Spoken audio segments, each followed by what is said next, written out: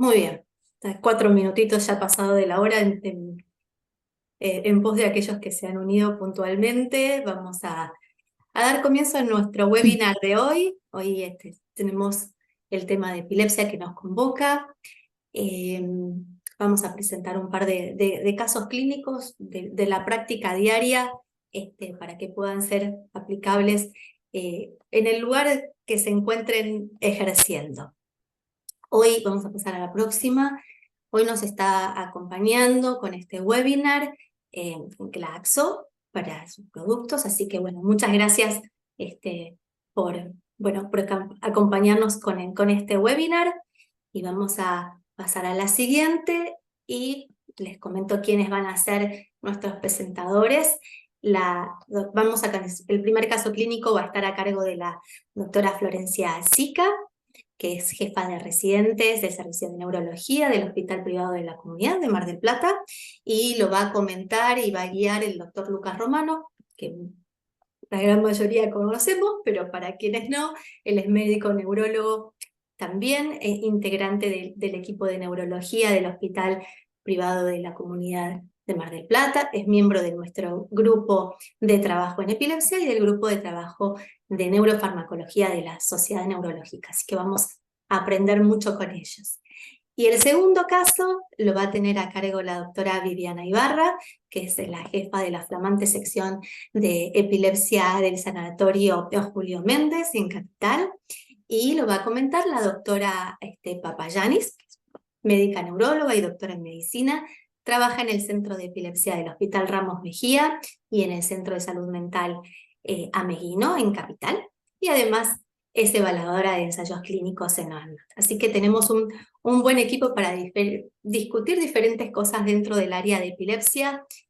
Tanto Viviana como Cristina son parte de nuestro grupo de trabajo también de epilepsia en la Sociedad Neurológica. Y dadas estas presentaciones, yo no los entretengo más y vamos a pasar entonces a nuestro primer caso. Así que, Florencia, yo voy a apagar mi cámara para no estar haciendo Ok. movimientos disruptivos y te cedo la presentación a ti. Muchas gracias. Bueno, muchas gracias. Mi nombre es Florencia Sica, como dijo Elena. Trabajo acá en el Hospital Privado de Comunidad de Mar del Plata con Lucas Romano. Les vamos a contar un caso para ir discutiendo en realidad, ir charlando entre todos y que sea interactivo y ustedes también nos digan qué es lo que van pensando y hacerlo un poco más dinámico y divertido. Se trata de un varón, paciente de 85 años, con antecedentes personales de epilepsia, que es llevado a la guardia por presentar 2 episodios de movimientos tónico-clónicos en miembro superior derecho de menos de 5 minutos de duración, con una recuperación completa entre los mismos en las últimas 12 horas, mientras se encontraba en su casa haciendo actividades habituales. Digamos, el primer episodio ocurrió mientras miraba televisión por la mañana y el segundo evento 2 horas después mientras se encontraba tomando el almuerzo. Con respecto al interrogatorio y a los antecedentes personales del paciente, como antecedentes presenta una epilepsia focal motora, está bajo tratamiento con ácido valproico, 500 miligramos 2 veces al día, o sea, 1000 miligramos día. ACV isquémico cardioembólico, actualmente, o sea, secuela D, actualmente está con apixaban 2,5 miligramos día, que hace un ajuste según función renal, porque el paciente presenta una enfermedad renal crónica también como antecedente, con un último clearance de creatinina del 40% y además un síndrome de apnea y hipopnea de sueño. El paciente al interrogatorio refiere que ha presentado un episodio de crisis 3 meses previo a la consulta, luego de haber permanecido casi 2 años libre de crisis. Los niveles de medicación anticrisis permanecieron dentro del rango de normalidad en ese momento y no recibió ni cambio ni ajuste de la medicación. El paciente refiere que había tomado la medicación de forma correcta.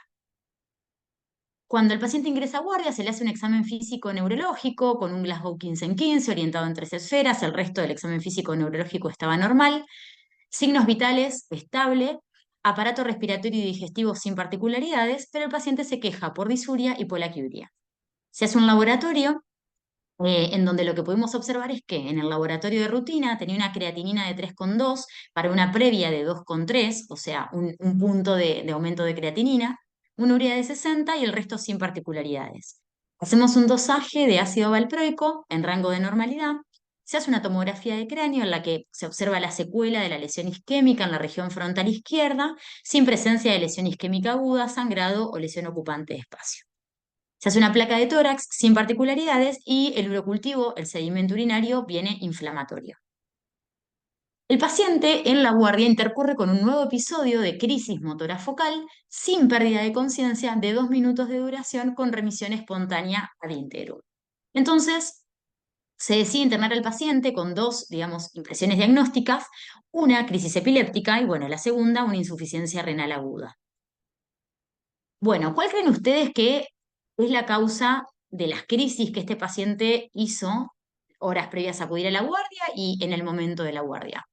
A, sintomática remota, es decir, digamos, relacionar estas crisis con la lesión isquémica previa y la secuela que tiene en cerebro, el síndrome de apnea-hipopnea, la enfermedad renal crónica, o sea, todos los antecedentes que ya trae este paciente. Sintomática aguda, es decir, esa insuficiencia renal crónica reagudizada que presenta ahora asociado a la infección del tracto urinario. Opción C, interacción farmacológica y o subtratamiento del paciente. Igual acuérdense que hicimos el dosaje de ácido valproico que estaba en rango de normalidad. Opción D, sintomática aguda más sintomática remota. O sea, ¿cuál es la causa o la etiología que ustedes pensarían en este caso? ¿Alguien que quiera aportar o decir qué piensa? Bueno, continuamos. Eh, digamos, lo que se piensa, lo que pensamos es que la etiología era una sintomática aguda más sintomática remota, tiene muchas cosas digamos, previas como para hacer crisis, sumado a estas dos cosas nuevas que, digamos, descubrimos cuando el paciente ingresa a la guardia. Entonces, acorde a todo lo que es, digamos, la etiología, el tiempo y demás, uno lo que puede, o sea, uno puede hacer una clasificación de las crisis en crisis sintomáticas y crisis no provocadas. Cuando uno tiene una primera crisis en urgencia, esto a modo de generalidad, digamos, uno habla, como dijimos recién, de lo que es una sintomática y no provocada o idiopática también. Y dentro de las sintomáticas, uno puede clasificar la crisis en crisis sintomática aguda o en crisis sintomática remota, ¿sí? Las crisis sintomáticas agudas, o sea, ¿de qué depende esto? Obviamente de los antecedentes del paciente, pero de la relación temporal, ¿sí? Entre lo que el paciente, digamos, está presentando ahora y los antecedentes que tengamos. Las sintomáticas agudas son las que tienen estrecha relación temporal con un factor causal conocido que produce un trastorno transitorio, en este caso en la excitabilidad neuronal, y que una vez corregido se supone que no debería volver a producir una recidiva de la crisis. Entonces, en base a la cercanía temporal, uno puede pensar, por ejemplo, que o sea, dentro de lo que es la semana de ocurrido un evento cerebrovascular, una lesión traumática, una encefalopatía anóxica, una cirugía craneana, uno podría pensar de que estamos hablando de una crisis sintomática aguda. Eso se considera dentro de los últimos 7 días este tipo de etiologías. Ahora, por ejemplo, puede ser también la manifestación inicial de un hematoma subdural, de una infección activa en cerebro, en sistema nervioso central, de una fase activa de una esclerosis múltiple o de algún otro tipo de enfermedad autoinmune. Uno también habla de que estas etiologías son sintomáticas agudas. También durante la presencia, por ejemplo, de alguna alteración metabólica, sodio, potasio, calcio, dentro de las últimas 24 horas, o sea, ya que es un poco más reciente, uno no habla de la última semana, sino del último día, o desde ya de una intoxicación o abstinencia de alcohol o drogas. Con todo este tipo de etiologías, uno puede clasificar la crisis en sintomática aguda. El paciente no vuelve a repetir crisis en las próximas 24 horas, o sea, tuvo esa última en la guardia que duró 2 minutos, recuperó sin pérdida de conciencia. No vuelve a repetir crisis. Continúa febril, hace un deterioro del estado general y la función renal empeora con un clearance de creatinina actual que pasó del 40% a menos del 10%. Se decide iniciar hemodiálisis y se hace un ingreso a la unidad de terapia intensiva. ¿Qué hace usted con respecto a la medicación previa basal del paciente, el apixaban que tomaba por su ACV cardioembólico previo y el ácido valproico que tenía como medicación anticrisis? Y en caso de asociar, esto es una segunda pregunta, en caso de asociar una segunda medicación anticrisis, ¿cuál les parece que sería la mejor opción en este caso? ¿Alguien que quiera comentar algo, acotar algo? O si no, lo podemos charlar también al final, pero ¿alguien quiere preguntar algo o continuamos? Continúo. Bien. Bueno, acá lo que les muestro en realidad son los distintos fármacos, las distintas drogas antiepilépticas y el efecto que tienen, digamos, con los anticoagulantes orales, ¿sí? ¿Y qué es lo que pasa con la concentración del anticoagulante oral? Hay colores que están en rojo, en amarillo, en naranja, en realidad habla de, digamos, la disminución que genera la droga antiepiléptica con respecto a uses el área bajo la curva, es decir, terminaríamos, estamos queriendo explicar lo que es la concentración del fármaco en sangre, el efecto que tiene el fármaco antiepiléptico con respecto a estos DOACs, estos anticoagulantes orales. Nuestro paciente se encuentra tomando ácido valproico y está con apixaban. Hay que tener en cuenta que puede generar, como dice acá en ácido valproico y apixaban, un posible decremento del área bajo la curva de los anticoagulantes orales, ¿sí? Los nuevos. Entonces, esto es a modo informativo, tener en cuenta que, digamos, la población, dentro de la población de argentinos, se estima que 1 de cada 8 argentinos tendría enfermedad renal crónica. ¿Qué quiero decir con esto? Que son comorbilidades que son frecuentes, que nuestros pacientes que vienen a la guardia con epilepsia o con crisis, uno tiene que tener en cuenta este tipo de comorbilidades porque son frecuentes, ¿sí?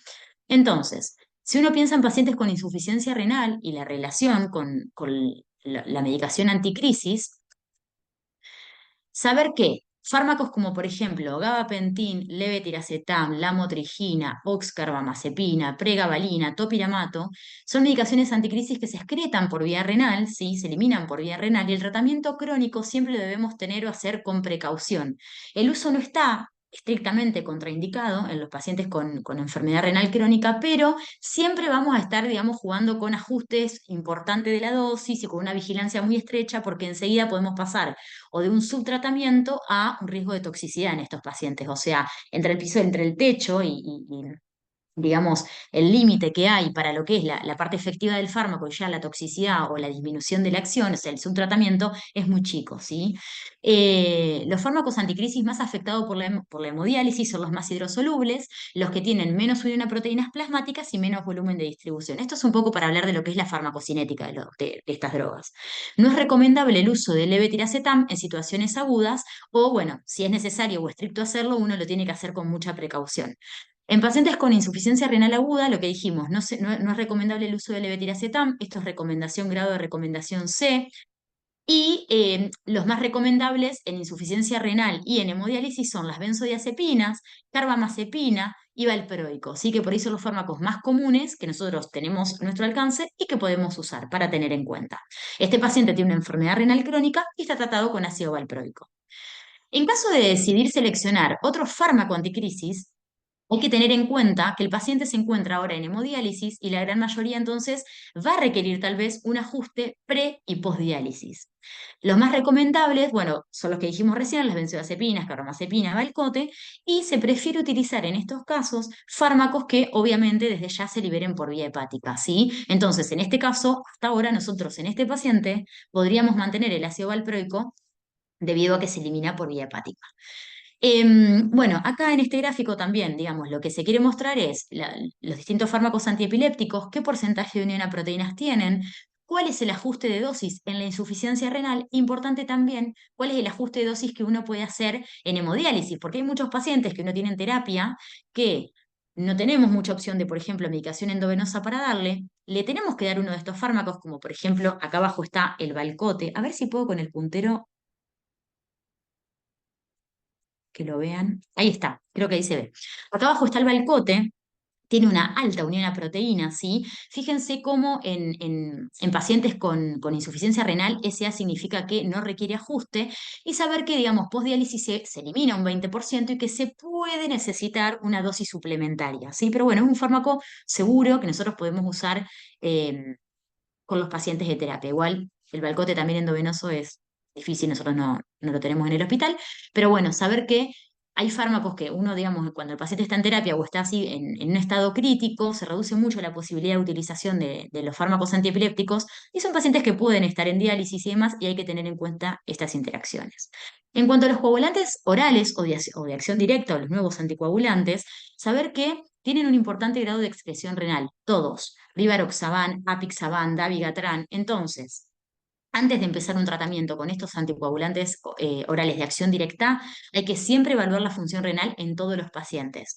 Y un paciente que tenga un filtrado glomerular ya menor a 15 mililitros minuto, tiene, digamos, contraindicado el uso de estos anticoagulantes orales.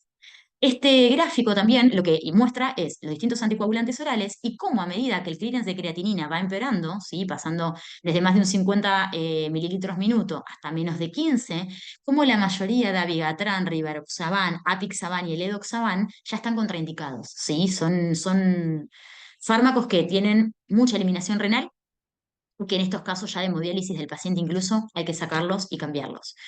Entonces, en caso de asociar una segunda medicación anticrisis, ¿cuál cree que sería la mejor opción en este caso? Nosotros le agregamos al paciente carbamazepina, 400 miligramos cada 12 horas. Entonces, hasta ahora nuestro paciente presenta carbamazepina 400-400 y el ácido valproico 500 y 500. Este gráfico lo que intenta mostrar es que cuando, digamos, todo lo que está acá en esta hilera vertical son fármacos que el paciente se supone que ya recibe, ¿no? Cualquiera de estos. Y uno le adosa todos los fármacos, o sea, le va dosando alguno de los fármacos que aparecen acá arriba, ¿sí? En esta hilera. Entonces, lo que intenta mostrar el gráfico es las distintas interacciones que existen entre los fármacos antiepilépticos. ¿Y qué pasa cuando el paciente recibe uno y se le adosa otro? Se le suma otra segunda medicación. En el caso de nuestro paciente, recibía ácido valproico y le estamos agregando la carbamazepina. Si nosotros vemos acá el colorcito verde, hay que tener en cuenta interacción compleja o variable, ¿sí? ¿Y qué es lo que, digamos, qué es lo que se sabe? Que el ácido valproico incrementa así las concentraciones en suero de los metabolitos activos de la carbamazepina. Ahora vamos a ver después bien por qué. Entonces, ojo, porque hay una sinergia entre estos dos. Tenemos el ácido valproico, tenemos la carbamazepina, pero saber cómo el ácido valproico incrementa estas concentraciones. Y entonces hay que tener en cuenta cuando uno agrega este segundo fármaco, hay que tener en cuenta esto. Entonces, ¿qué sucede ahora con nuestro paciente? El apixaban lo tenemos que suspender porque el paciente quedó con un clearance de creatinina menor a 10 mililitros minuto y a su vez está en hemodiálisis. El paciente tiene antecedentes de ACV cardioembólico. Uno debería mantener anticoagulado al paciente por esta patología. Entonces, podríamos iniciar acenocumarol, ¿sí? Un antagonista de la vitamina K, con un monitoreo estricto del RIN, pero bueno, hay que tener en cuenta los inductores enzimáticos que le damos al paciente. El paciente está con carbamazepina, entonces en este caso, acá también lo que estamos viendo es que el acenocumarol, ¿sí? Si uno lo intenta dar en estos pacientes, con pacientes con un clearance de creatinina menor a 15, hay que valorar el riesgo-beneficio. Y además tiene inductores enzimáticos. Entonces, hay que tener en cuenta eso. Y no es posible utilizar un antiagregante plaquetario, como por ejemplo la aspirina, como puente, por ejemplo, empezar a darle el acenocumarol y el antiagregante plaquetario para que el paciente esté en un RIN adecuado. No se puede hacer eso porque está contraindicado el antiagregante con este clearance de creatinina. Acá vemos abajo que la aspirina está contraindicada con un filtrado glomerular menor a 10 mililitros minuto. Entonces, esa situación es compleja también y hay que tenerlo en cuenta. Bueno, acá lo que les mostraba de la Pixaban, cómo debe suspenderse con este clearance. Entonces, actualmente nuestro paciente sigue libre de crisis, está con las dos medicaciones anticrisis, la carbamazepina y el ácido valproico, sigue libre de crisis, la fiebre bajó, la función renal mejoró, después del cuarto día ya no requiere hemodiálisis, pero intercurre con una falla hepática leve. Entonces, ¿qué hacemos ahora? Con respecto a insuficiencia hepática, esto es una escala a modo informativo, ¿sí? De los distintos grados, de grado A, grado B, grado C, en base a todos los puntos. La escala de Chell-Pugh de insuficiencia hepática es una escala clínica. Y acá lo que vemos son los distintos fármacos antiepilépticos, la medicación anticrisis, con el metabolismo hepático que tienen, elevado, bajo o intermedio, la inducción, el metabolismo hepático, la inducción que hacen enzimática, la autoinducción también, y qué es lo que pasa en una falla hepática severa, ¿sí? ¿Qué es lo que necesitamos hacer con estos fármacos? Por ejemplo, acá vemos cómo el ácido valproico tiene un metabolismo hepático elevado y cómo en falla hepática severa también está contraindicado su uso.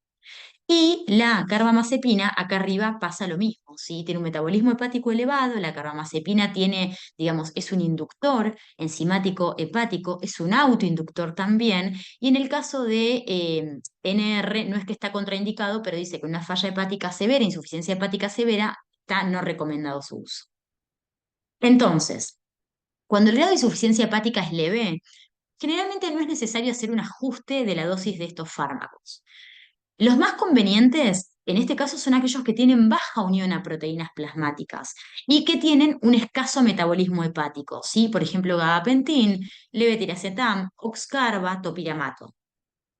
En caso de una insuficiencia hepática severa, sí, probablemente sea necesario ajustar la dosis debido a que muchas veces se acompaña también de una falla renal, o sea, son pacientes que tienen como un fallo hepatorrenal, o sea, dual. Se recomienda una disminución del 50% de la dosis habitual de levetiracetam, incluso de levetiracetam en caso de hepatopatía severa, y se aconseja reducir en un 30% incluso la dosis de topiramato cuando la falla hepática ya es bien severa, ¿sí? Se puede usar con estrecha vigilancia benzodiazepinas, carbamazepinas, ¿sí?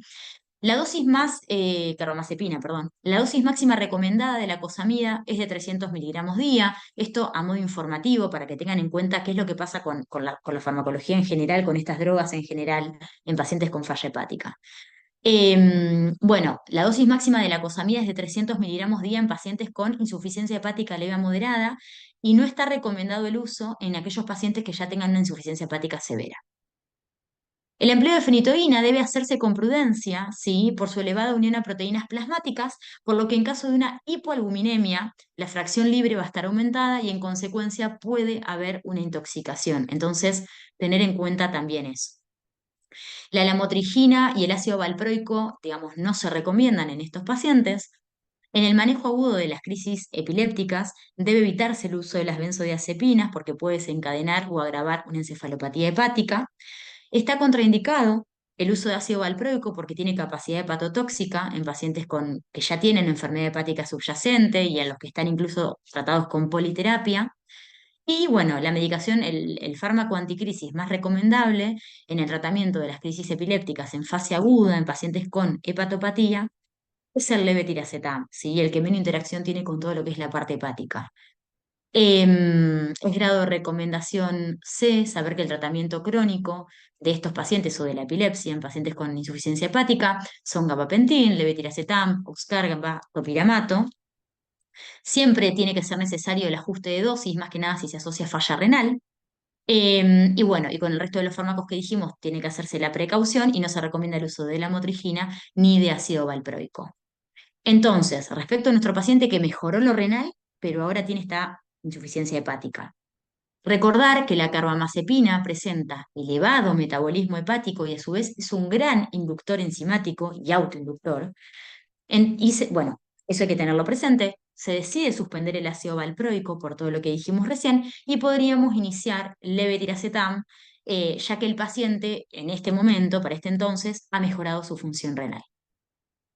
Entonces, esto a modo de resumen, digamos, un cuadrito un poco más por ahí visual, más fácil para ver, saber que pacientes que tengan como comorbilidad una insuficiencia renal, sí, recomendable puede ser el ácido valproico, como inició nuestro paciente antes de llegar a la guardia. La carbamazepina también. En el caso de pacientes con insuficiencia hepática, ojo, utilizar con precaución la carbamazepina, no recomendable el ácido valproico, que es lo que en el pasó a nuestro paciente, y sí podríamos iniciar un levetiracetam. Entonces, a tener en cuenta, un porcentaje no menor de pacientes con enfermedades neurológicas en general y con tratamiento farmacológico tienen en forma asociada otras enfermedades o comorbilidades, y ni hablar si son pacientes añosos. No se cuenta con ensayos clínicos, lógicamente aleatorizados y controlados, por lo tanto, el nivel de evidencia es bajo para el tratamiento de pacientes con otras enfermedades asociadas, como insuficiencia renal o hepática. La enfermedad renal influye de manera importante en la farmacocinética, absorción, distribución, metabolismo y eliminación de los medicamentos y por tanto en su eficacia también. O, desde ya, como hablamos, en la probabilidad de acumulación y de desarrollo de efectos adversos importantes, incluida la toxicidad renal también. Entonces, importante y a modo de conclusión, siempre debe contemplarse la comorbilidad y antecedente personal del paciente que uno va a tratar, va a iniciar terapia, va a agregar terapia. Las mismas pueden interaccionar con los fármacos, incluso gatillar, disparar o aumentar el riesgo de las crisis. Debe considerarse siempre la posibilidad de incluso de los efectos adversos de la propia medicación anticrisis. El dosaje normal de un medicamento anticrisis no excluye la posibilidad de interacción o incluso de efecto adverso. Eso también hay que tenerlo en cuenta. Uno no es que dice, bueno, tiene valores normales, me quedo tranquilo. No, hay que ver la politerapia, qué pasa con los otros fármacos, ¿sí? Y el control de las comorbilidades e intercurrencias siempre mejora las crisis y la actividad epileptiforme en general. Bueno, eso es todo el caso. Elena, dejo de compartir la pantalla, ¿querés? Por si alguien tiene alguna pregunta o...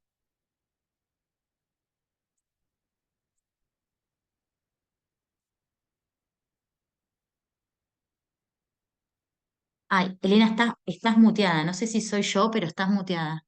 No te escucho. No, no soy yo. Ahí está, sí. Gracias, gracias. No, déjala por ahora ahí. Si alguno tiene alguna pregunta o algún comentario, lo puede hacer por esta vía, lo podemos hacer también por el chat. Hiciste un hipercompendio de interacción farmacológica y para la gente sepan que este webinar va a quedar grabado. Hay muchas tablas que presentó Florencia que son muy útiles para la práctica diaria y tópicos súper importantes, así que después esto se va a subir a la página de la Sociedad Neurológica por si alguno particularmente quiere repasarlo o utilizar alguna de las tablas que se presentaron o de los datos que se presentaron. Así que bueno, eh, nada, un paciente complejo con muchas cosas a lo largo de su historia de internación. Así que muchísimas gracias. Lucas, vos también que estuviste monitoreando a Florencia, ¿algún comentario agregado que nos quieras hacer? Sí, sobre todo dejar, como bien expuso Florencia, que muchas veces estos pacientes salen de los libros. Si uno va a la evidencia, a las guías, no entra en ningún lado, porque justamente cuando uno lee los ensayos clínicos, los trial, y los que hemos hecho algunos estudios de investigación, si el paciente tiene insuficiencia renal crónica, no entra en ningún ensayo. Si tiene hepatopatía, no entra. Entonces, la evidencia en esto es más una aproximación de, como bien dijo Flor, de interacciones, posibles efectos adversos y tratar de evitar eso. Y después sí aproximarse más a algunos estudios de la vida real, donde hay seguimientos a más largo plazo con este tipo de patologías, pero puramente si uno va a la evidencia exacta, no los hay. Por eso cuando hicimos esos grafiquitos pusimos evidencia clase C, que es una evidencia de recomendación baja en series de casos y no en estudios por ahí como uno le gustaría, o lo que hacemos más de medicina basada en la evidencia, apoyamos fuertemente, sino que es más justamente por estas posibles interacciones y efectos adversos. Y es algo muy común que vemos, ¿no? No es un paciente inventado ni nada, sino es un paciente nuestro que fue a principios de marzo y todos los días, tanto en internación, en guardia y en consultorio, vemos este tipo de pacientes. Así que nos pareció por ahí importante reforzar solo esos dos conceptos, cuando hay hepatopatía y cuando hay insuficiencia renal. Y así que nada más, simplemente era eso, y gracias a ustedes y por habernos llamado para participar. Sí, muchas gracias. Gracias a los dos por el caso. La verdad que por eso, mucho dato condensado en Mm, un solo paciente, pero bueno, y en un único caso clínico y en muy poquito tiempo. Como les decía, bueno, no, se puede volver a escuchar, podemos extraer los datos, y sí, bueno, también vos, Lucas, como decías, también poca evidencia en el adulto mayor, más allá de que es una población realmente creciente, tenemos poco dato claro, con nivel científico de evidencia para esa población. Así que bueno, muchísimas gracias a los dos. Vamos a pasar entonces, estoy dando algún segundito por si aparece alguna pregunta, pero igual si no, también, si bien al final tenemos las preguntas para el segundo caso clínico, pero si les viniese algo a la mente, Florencia y Lucas se quedan con nosotros, por supuesto, para contestar cualquier cosa que pueda venir después a su cabeza. Así que bueno, vamos a pasar al segundo caso clínico. Viviana, si vos cuando quieras compartir, adelante. Como les comentara, este caso clínico va a estar a cargo de la doctora Viviana Ibarra, y lo comenta la doctora Papayanis. Así que tema también frecuente, pero diferente. En este caso, más enfocado hacia Viviana. ¿Qué tema nos vas a presentar? Sí, una presentación de un caso clínico que resultó un poco complejo inicialmente la decisión del tratamiento, así que bueno, lo compartimos a ver qué les parece. Bueno, en principio es un paciente de sexo masculino de 52 años, con antecedentes de un síndrome de Down, hiperplasia benigna prostática, infecciones urinarias a repetición, geriatrizado, que 24 horas antes de su internación comienza con fiebre y con cambios en el sensorio, motivo por el cual lo derivan para evaluación por guardia.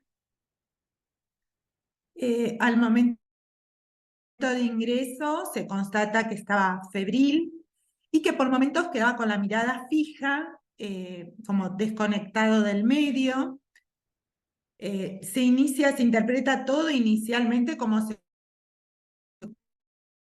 secundaria al cuadro infectológico, que aparentemente tenía la fiebre. Se hacen los cultivos, laboratorio, y se inicia un tratamiento antibiótico. El paciente persiste con estos síntomas, por lo cual nos piden la evaluación.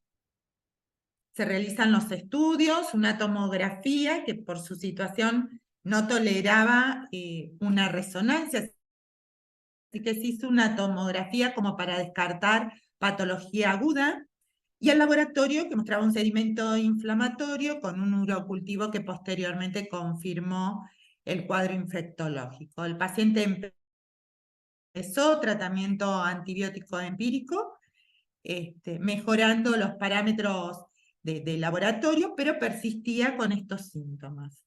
Cuando lo evaluamos, no estaba con familiar acompañante, ni tampoco estaba su cuidador, así que era solamente lo que observábamos, ¿no? Esos episodios en los que quedaba como desconectado y con un sutil automatismo oromandibular.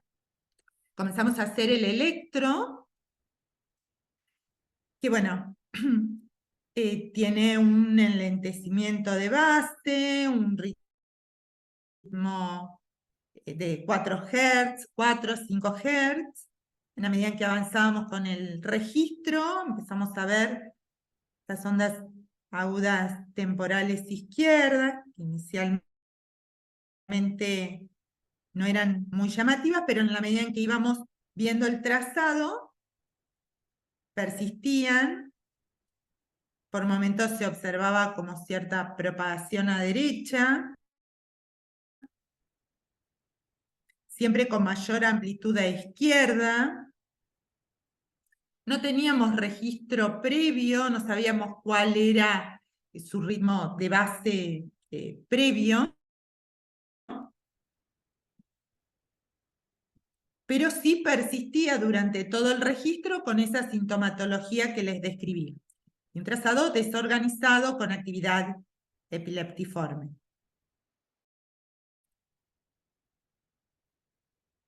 No sé si hasta acá va surgiendo alguna duda, si alguien quiere preguntar algo.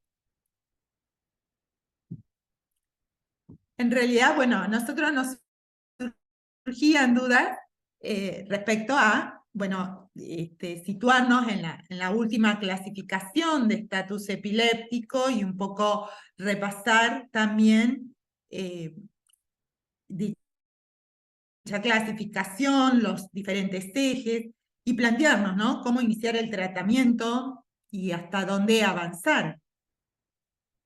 Sabemos que el estatus epiléptico es una condición que resulta de una falla en los mecanismos responsables de la finalización de la crisis o el inicio de mecanismos que llevan a crisis anormalmente prolongadas. Y que en la definición operativa tenemos un tiempo 1 y un tiempo 2. En el tiempo 1 marca el inicio del tratamiento anticrisis, y el tiempo 2, el momento a partir del cual el paciente va a tener complicaciones y probablemente secuelas. Eso está bien definido en lo que es el estatus convulsivo, donde el tiempo 1 son los 5 minutos y el tiempo 2 los 30 minutos. En el focal, cuando es con compromiso de la conciencia, el tiempo 1 es a partir de los 10 minutos y el 2 a partir de los 60 minutos. Ya en el de ausencia hay como menos estudios, y el tiempo 1 sí es entre 10 y 15 minutos, pero el 2 no está tan definido. Nosotros de todas maneras nos estábamos situando en un focal con compromiso de la conciencia. Y reevaluando un poco el eje semiológico, sabemos que dentro de las características para hacer, digamos, para avanzar con el eje, tomamos en cuenta fundamentalmente dos criterios: la presencia de síntomas motores o no, y el grado de compromiso de la conciencia. Sabemos que en el convulsivo puede ser focal, generalizado, de inicio focal que evoluciona generalizado, hiperkinético, y el mioclónico. Pero nosotros nos encontrábamos sin compromiso motor, por lo tanto estábamos pensando en un estatus no convulsivo.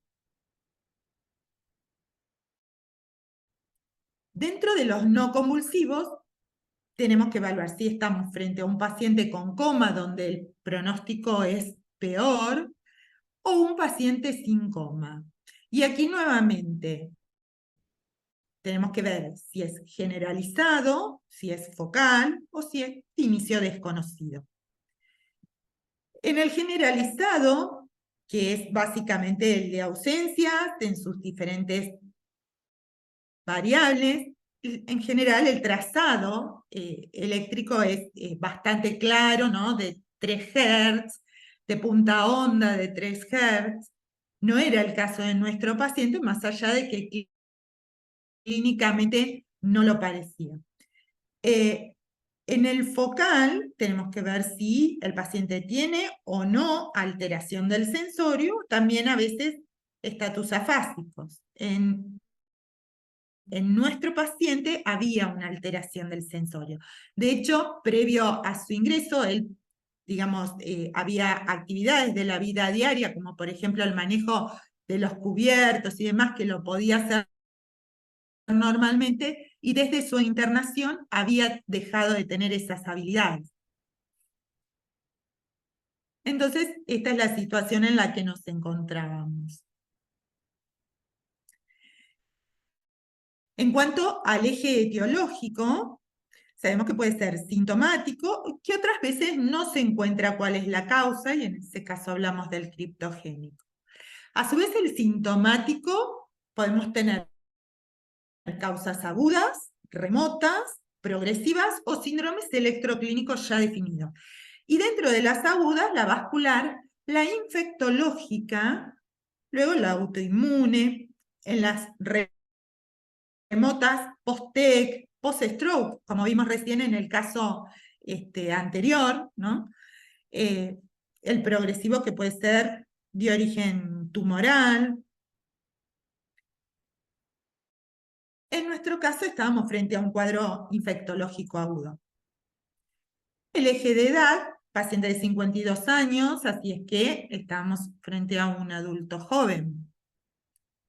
En cuanto al eje de EEG, de acuerdo a la clasificación de ILAE, se sugiere siempre describir en el electro cuál es la localización, cuál es el patrón de descarga. En cuanto a la localización, si es focal, si es generalizada, el patrón de descarga, si tiene punta onda, si tiene espigas, poliespigas. En cuanto a la morfología, si es trifásica, cuánto tiempo del trazado observamos estas descargas, de cuántos hertz, y si aparecen en forma espontánea o frente a alguna estimulación, ya sea visual o táctil o auditiva. Entonces, un poco, a veces uno se pregunta, ¿hay un patrón ictal para cada tipo de estatus? Y en realidad no hay un patrón claramente definido para estatus focal o generalizado. Sí sabemos que los criterios de Salzburg son los recomendados para utilizar en cuanto a la clasificación de EEG en estatus focal. No sé si hasta acá hay alguna duda, alguien quiera preguntar algo o sigo avanzando.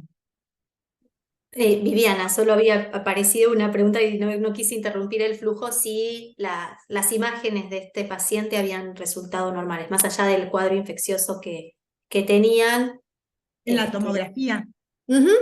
Sí. Y la tomografía mostraba cambios involutivos, pero nada agudo, no había nada en agudo, solo un poco de atrofia cortical, nada más. Perfecto. Eso es lo que había aparecido ahí en el chat, así que adelante nomás. Muy bien. En cuanto a los criterios de Salzburg, también posicionarnos en si estamos frente a un paciente con encefalopatía epiléptica previa o no. En el caso de que tengan una encefalopatía epiléptica previa, se va a valorar si hay un aumento en el voltaje o en la frecuencia de descarga epiléptica comparada con el basal, y ahí es fundamental tener el registro previo, y si estos cambios mejoran luego del tratamiento con la medicación anticrisis.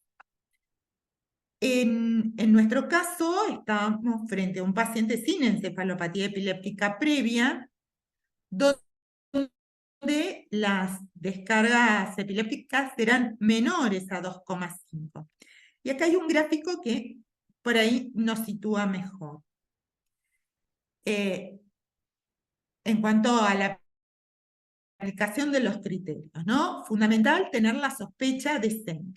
Cuando encontramos descargas epileptiformes, si son mayores a 2,5, ya podemos confirmar el diagnóstico. Pero cuando estas descargas son menores a 2,5, ahí se presenta cierta dificultad, porque necesitamos algún otro criterio para hablar de estatus no convulsivo. Estos criterios que tienen que asociarse es uno de los siguientes: o la evolución temporoespacial, o los fenómenos ictales sutiles, o bien la mejoría clínica y del EEG luego del tratamiento con medicación anticrisis. En nuestro paciente teníamos esos fenómenos sutiles, ictales, que era ese automatismo oromandibular, y, bueno, los episodios de desconexión del medio. En los casos en que el paciente no tenga mejoría clínica ni del EEG, pero la sospecha sea alta, uno puede seguir pensando en un posible SENC. Si no hay descarga epileptiforme y hay solo actividad delta o tita rítmica mayor a 0,5, tiene que también estar asociado con alguno de estos criterios o bien con fluctuaciones sin evolución definitiva. Si no se cumple ninguno de estos criterios, entonces ya no podemos hablar de estatus no convulsivo. Viviana, antes de que sigas, Sí. apareció también una pregunta ahora en el chat, para aclarárselo al colega. Pregunta si los automatismos podrían estar indicando un estatus focal con síntomas motores y no necesariamente un SEC, un estado mal no convulsivo. Los automatismos, digamos, tenían correlato con una descarga temporal, ¿no? Sabemos que son bastante característicos de crisis temporal. y que también tenía correlato con la descarga de punta onda que veíamos en el electro, ¿no? Que era de baja frecuencia, pero de inicio y predominio temporal izquierdo. ¿Sí? Cuando, por ahí no sé si se llega a contestar la pregunta, si uno habla de un predominio motor, habla más de clonías o mioclonías u otro tipo de compromiso. Muy bien. Bueno, nuestro paciente, me adelanto un poco, ahora después les cuento bien lo del tratamiento, pero claramente tenía una descarga de punta onda baja, de 1 Hz en general, pero sí había mejoría clínica y del eje luego del tratamiento. ¿Cómo definir o cómo iniciar el tratamiento? En general se recomienda el mismo tratamiento que en el convulsivo, donde en un estadio temprano sabemos que empezamos con benzodiazepinas, en el establecido progresamos a leve o fenitoína o valproico, que han demostrado igual eficacia y riesgo de efecto adverso. En el refractario, donde ya se usan los anestésicos, o en el superrefractario, donde ya se usan corticoides, inmunoglobulinas y otro tipo de tratamiento.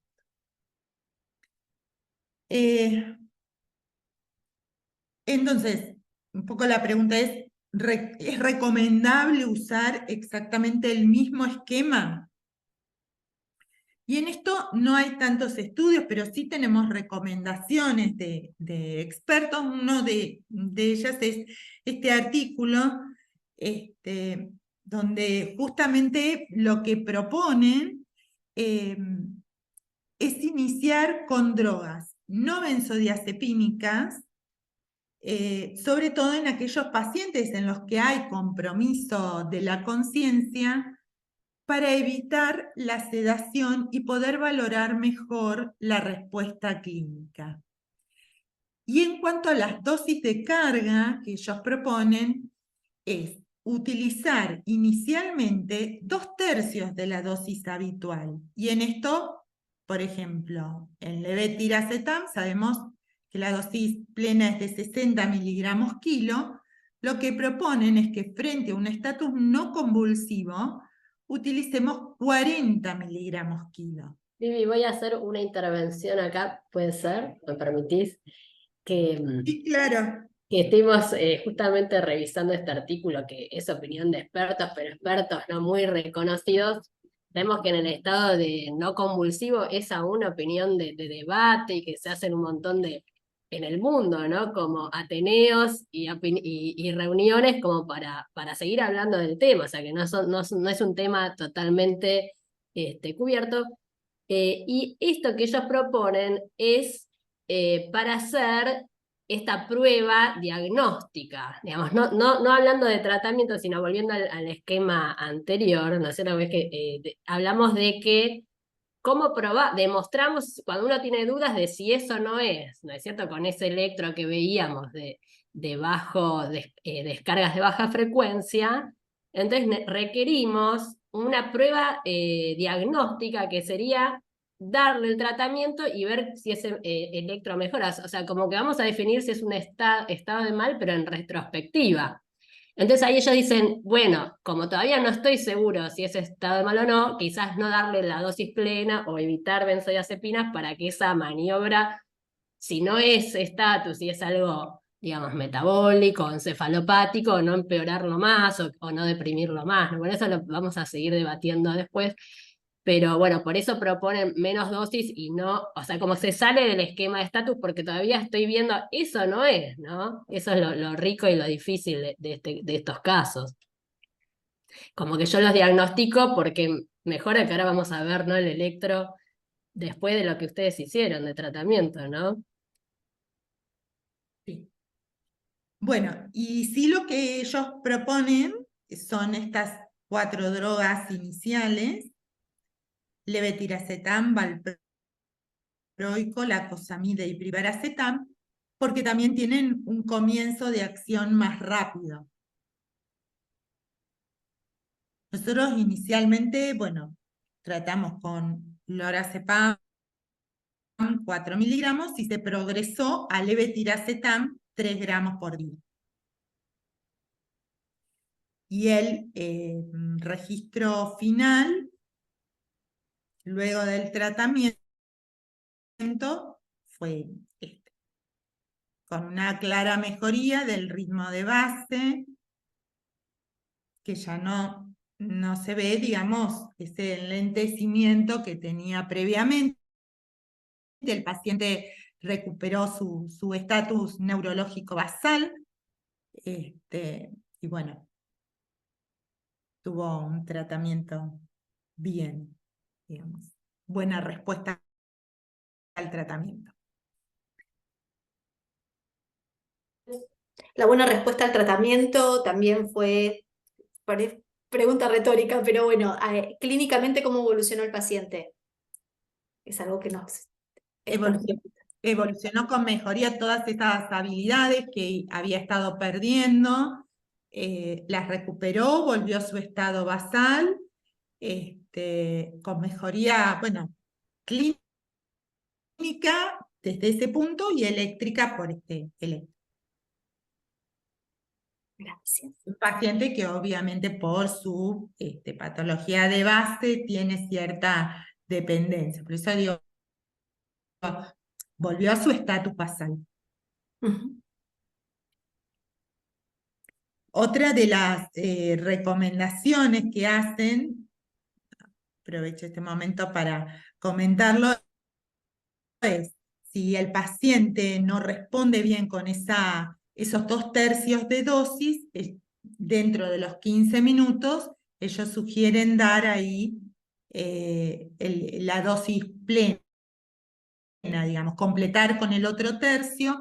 Otra de las recomendaciones es que mientras se hace la carga con la medicación, el paciente esté registrado con EEG,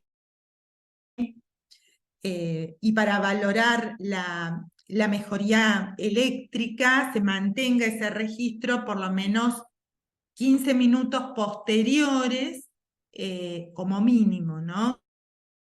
15 minutos posteriores a darle la medicación. Y en cuanto a las benzodiazepinas, lo que sugieren también es ir dándola, en el caso de que se requieran, darlas pero de manera gradual, ¿no? No con dosis plena de inicio, sino con dosis de 1 miligramo, por ejemplo, de midazolam, y si no responde a los 2-3 minutos, dar otro miligramo y así hasta completar los 5 miligramos.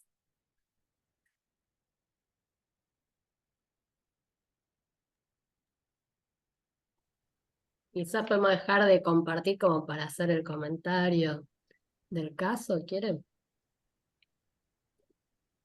¿Algo? Dale, dale. Perfecto. Voy a prender. Bueno, gracias Vivi, muy interesante el caso.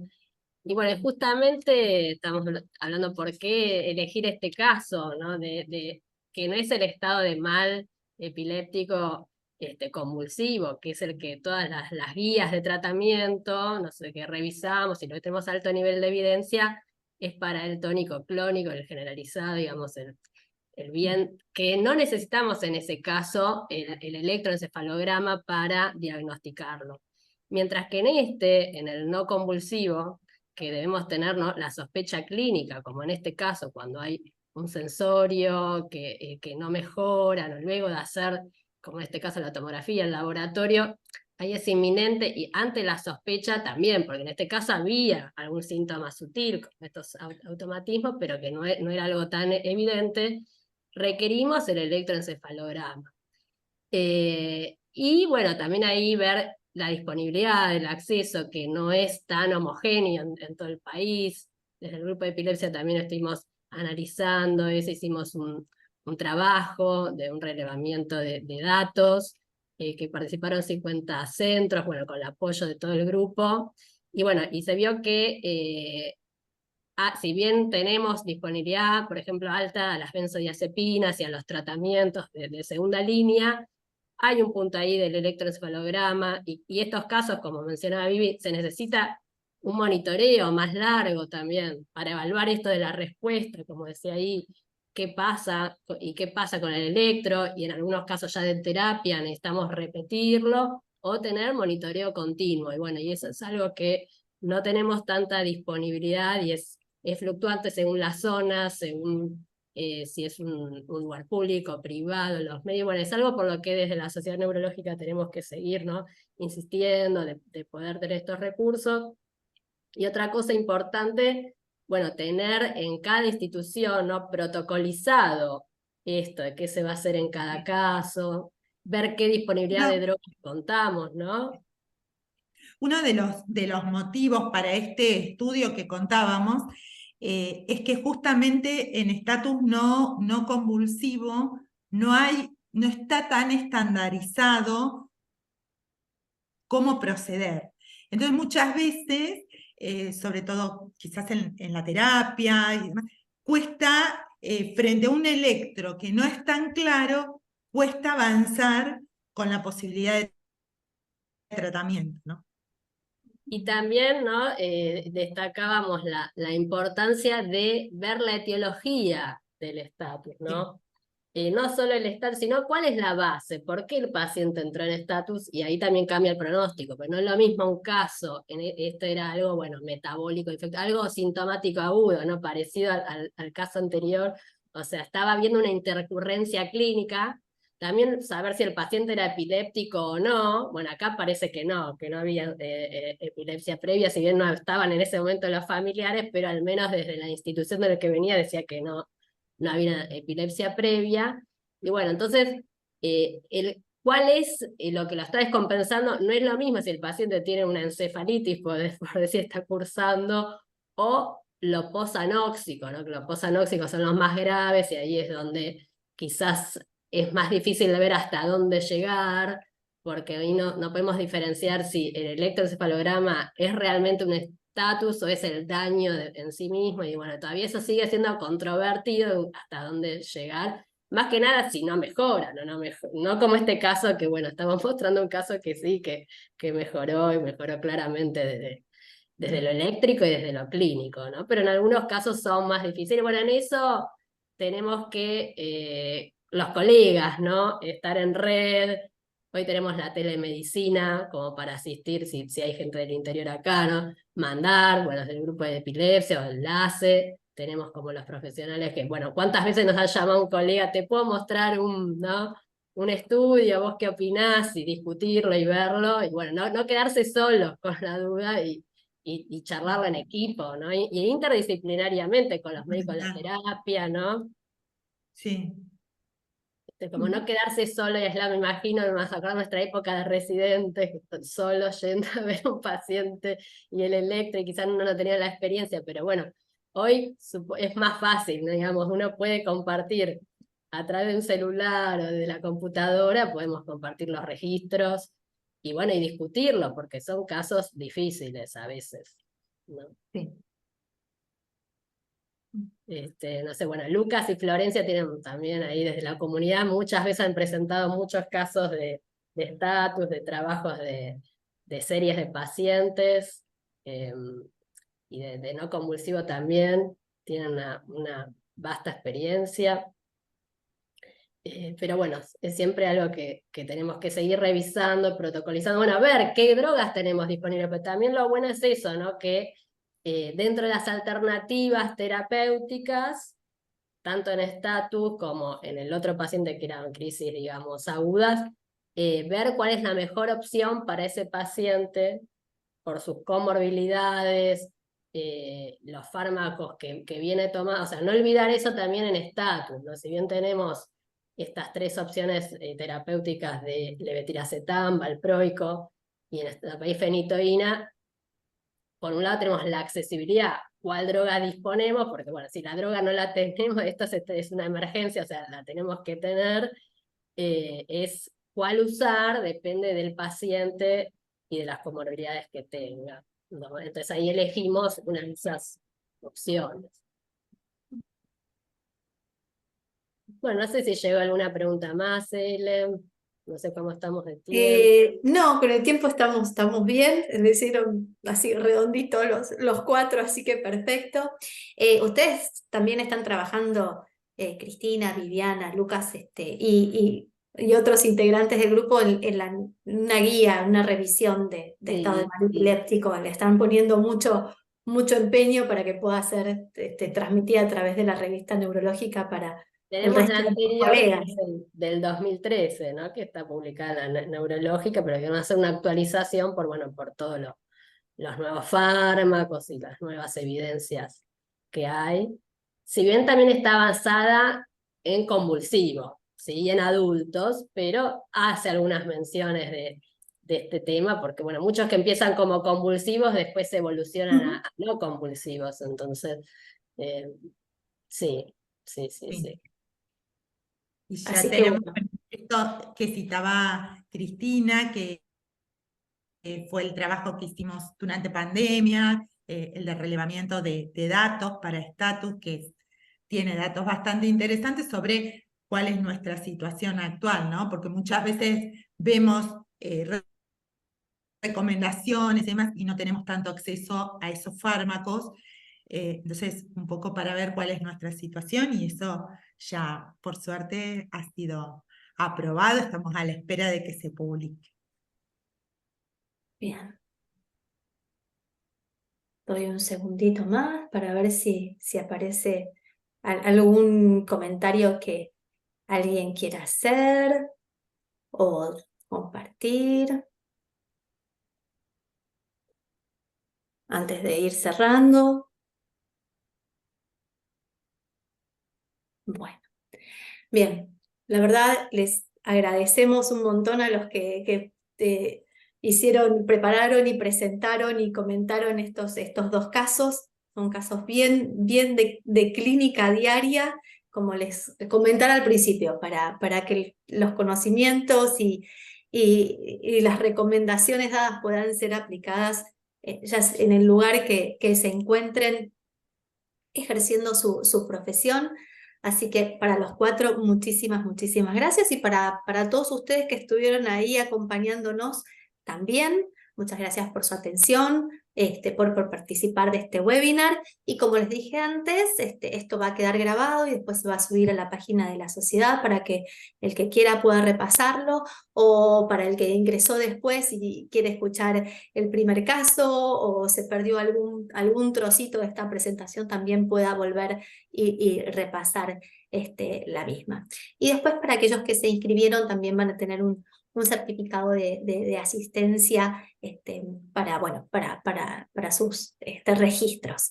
Así que muchísimas gracias a todos por acompañarnos hoy.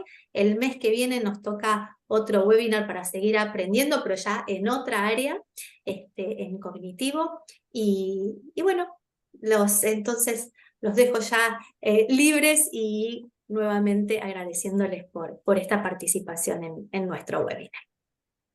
Gracias, Elena. Gracias. Muchas gracias. Gracias a todos. Gracias. Chao, chao.